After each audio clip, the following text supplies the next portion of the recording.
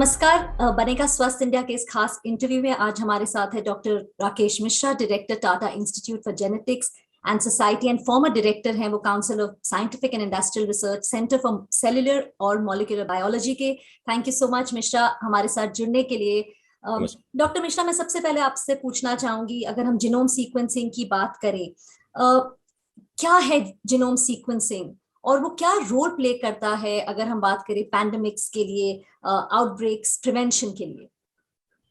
तो जीनोम जितने भी जीव हैं इस दुनिया में, उनकी जो सीक्रेट होती है, जिस आधार पे वो डेवलप होते हैं, बिहेव करते हैं, वो उनकी जीनोम में लिखा होता है। यही हम अपने पेरेंट्स से इनहेरिट करते हैं और इस तरह से हम एक दूसरे से यूनिक या सिमिलर लगते हैं। इसी तरह से हर जीव का एक जीनोम होता है जो उसके जीवन का आधार होता है, और जीनोम के ही आधार पे इवोल्यूशन होता है। जीनोम में जो चेंजेस होते हैं उसके आधार से प्रोजेनी में वो चेंजेस जाते हैं, वो इवोल्यूशन का भी सबस्ट्रेट है, इवोल्यूशन का मटेरियल है। तो इस तरह से वायरस का भी अपना जीनोम होता है। इसके जीनोम जो है वो आरएनए के फॉर्म में होता है, जबकि ज़्यादातर जीवों में जीनोम जो होता है वो डीएनए के फॉर्म में होता है। दोनों एक दूसरे से काफ़ी मिलते जुलते हैं। तो इस वायरस का जीनोम जो है वो करीब 30,000 न्यूक्लियोटाइड हम जिनको बोलते हैं उनसे मिल के बना होता है, मतलब 30,000 अक्षर इसमें होते हैं। और जीनोम सीक्वेंसिंग का मतलब हुआ कि उन 30,000 अक्षरों को एकदम एग्जैक्टली किस क्रम में वो आते हैं उनको मालूम करना मशीन और टेक्नोलॉजी के द्वारा। तो जैसे अब वायरस जब इसका प्रजनन होता है हमारी कोशिकाओं में, तो एग्जैक्टली वैसा ही वायरस नहीं बनता, उसमें एक आध दो परिवर्तन भी आ जाते हैं जिनको हम म्यूटेशन बोलते हैं। तो अक्सर वो म्यूटेशन वायरस के लिए भी उपयोगी नहीं होता, तो वो धीरे धीरे खत्म हो जाते हैं। लेकिन कुछ म्यूटेशन जो वायरस को एडवांटेज देते हैं, जिससे कि वायरस और ज़्यादा इन्फेक्शस हो जाए या और तेज़ी से बढ़ने लगे, या हमारे इम्यून सिस्टम का जो प्रोटेक्शन है उसको अवॉइड कर ले, तो ऐसे जो वेरिएंट होते हैं, जो म्यूटेंट होते हैं, वो फैलने लगते हैं, ज़्यादा मात्रा में पाए जाएंगे। तो इसी तरह से वायरस परिवर्तन लाता रहता है अपने जीनोम में, और नए नए जिसको हम वेरिएंट बोलते हैं उनके फॉर्म में आता रहता है। तो इसका मतलब ये हुआ कि अगर हम वायरस के जो चेंजेस हैं उनको फॉलो कर रहे हैं और उनसे देख रहे हैं कि अचानक से कहीं केस बढ़ने लगा तो ये नया वेरिएंट आ गया, या लोगों ने कुछ अपना अनुशासन तोड़ा है और भीड़ में इकट्ठे हुए हैं, साथ में पार्टी किया है, तो वो पता चल जाएगा कि वही वाला वेरिएंट था या नया वेरिएंट आया है। तो इसी तरह से अगर जैसे हॉस्पिटल में कोई आदमी आया ज़्यादा बीमार है, तो ये नया वेरिएंट है जो ज़्यादा बीमारी फैला रहा है, या उस आदमी के अंदर कुछ कोमॉर्बिडिटी या कुछ और बात थी, तो हम जीनोम सीक्वेंस करके ये पता कर सकते हैं कि कोई और खतरनाक इसका वेरिएंट आ गया, या उस व्यक्ति के अंदर कोई कमजोरी थी। और इसके अलावा हम वेरिएंट से ये भी समझ सकते हैं कि किस रास्ते से वायरस फैल रहा है, कहाँ से आ रहा है, इसका क्या रिलेशन है।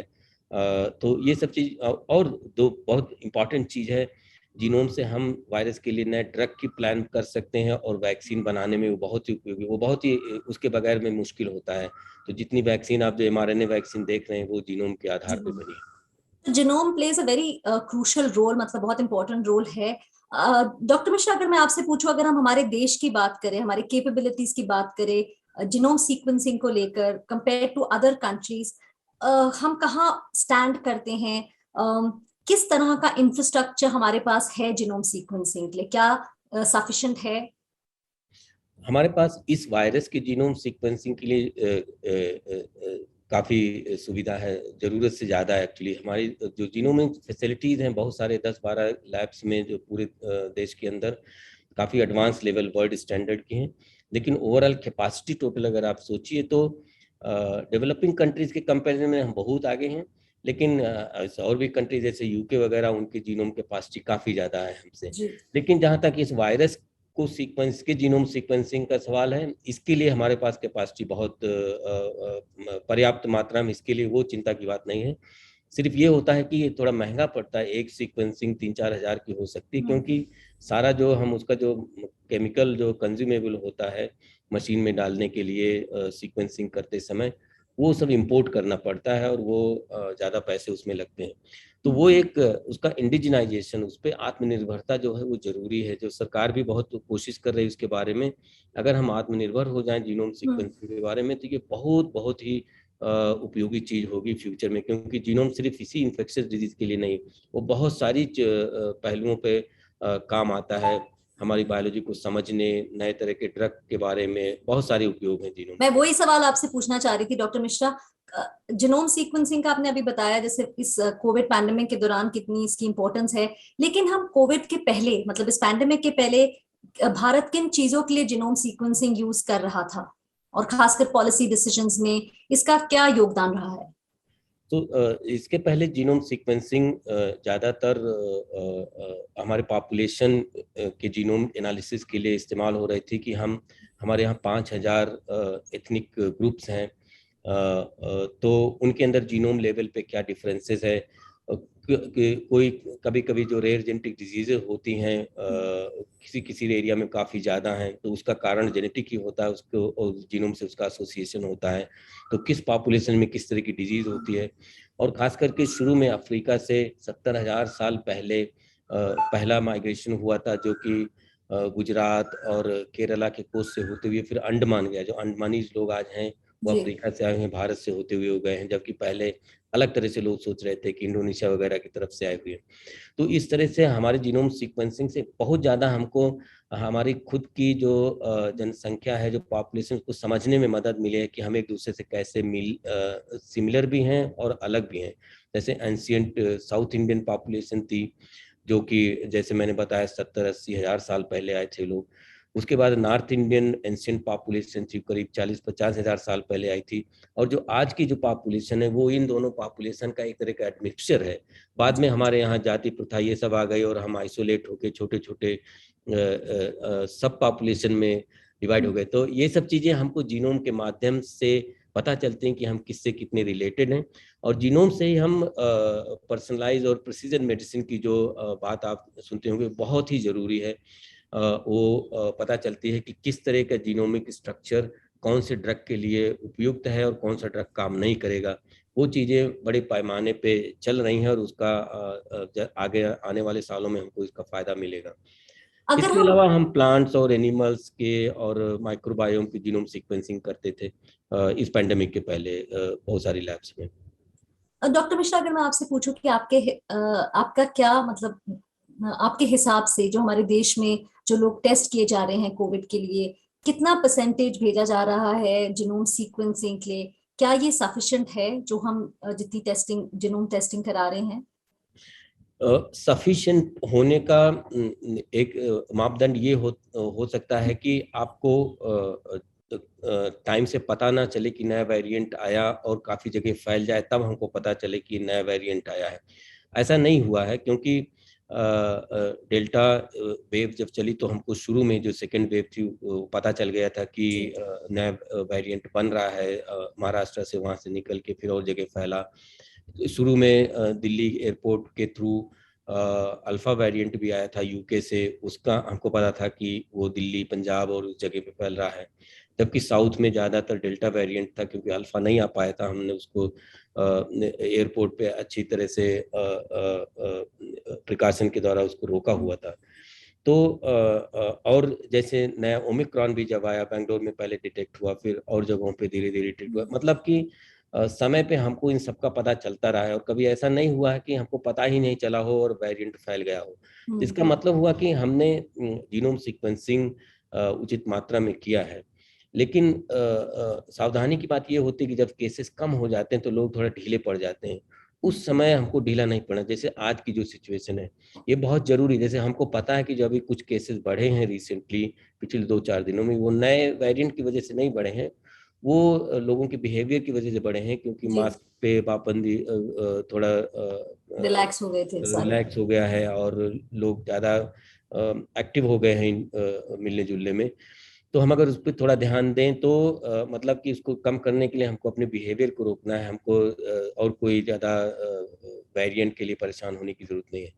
तो इसका मतलब हुआ कि सीक्वेंसिंग हम उचित मात्रा में कर रहे हैं, लेकिन अब हमको उसे कम नहीं करना चाहिए उसको, बल्कि पूरे देश में सैंपलिंग करके ये पता करना चाहिए कि कहीं नया वेरिएंट निकल तो नहीं रहा है।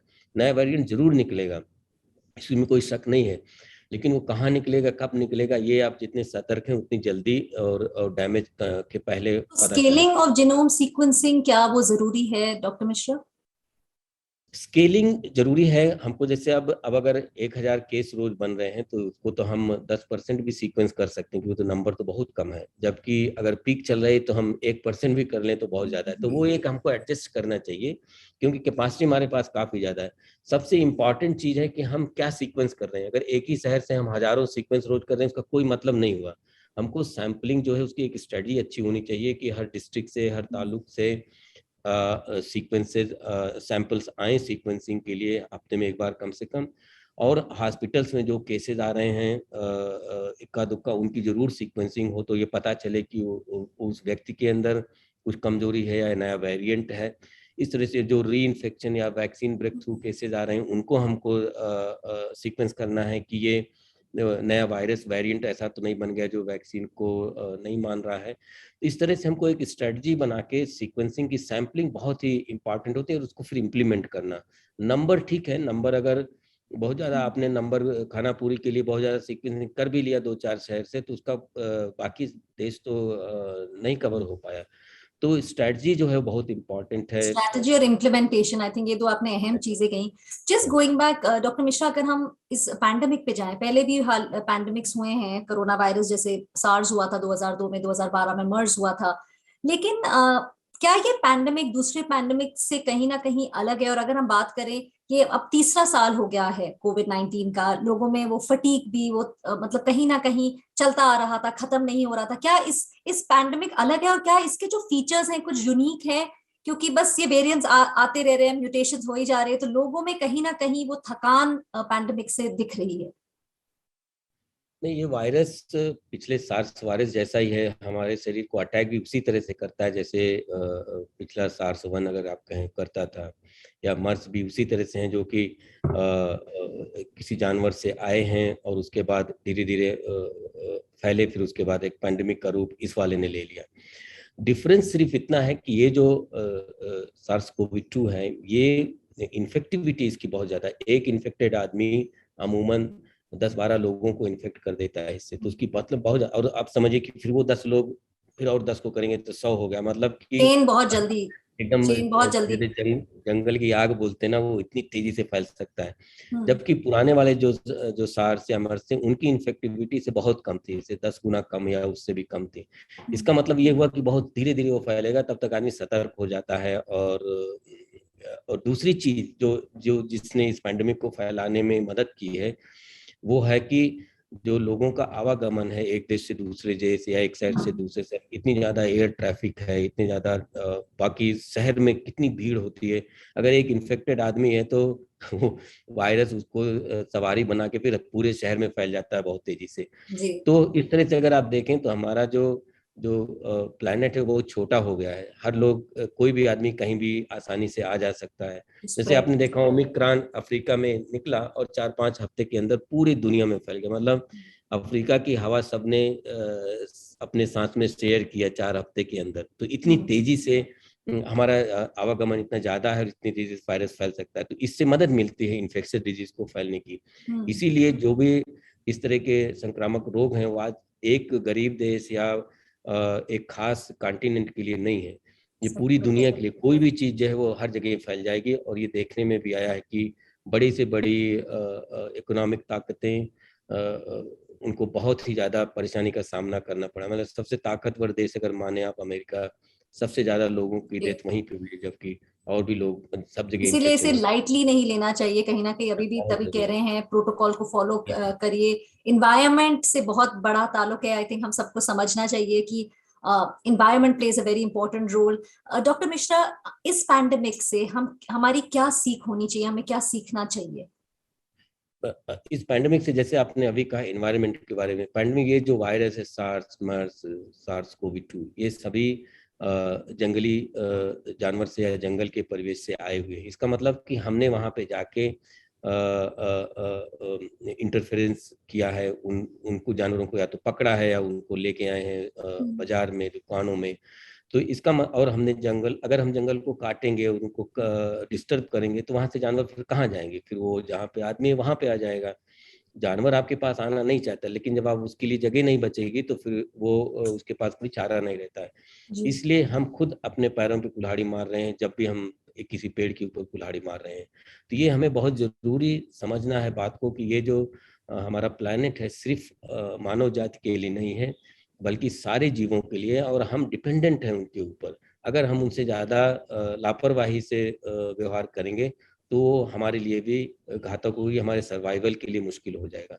तो ये हमको बहुत अच्छी तरह से समझ लेना चाहिए। दूसरी चीज ये कि आज भी हम अपने आप को एक सिविलाइज्ड वर्ल्ड मानते हैं, सभ्य समाज मानते हैं, लेकिन आज भी कुछ देशों में वैक्सीन 3 डोज 4 डोज सबको मिली है, वैक्सीन वेस्ट की जा रही है। और कई सारे देश ऐसे हैं, अफ्रीका में 80% लोगों को एक भी वैक्सीन नहीं मिली है।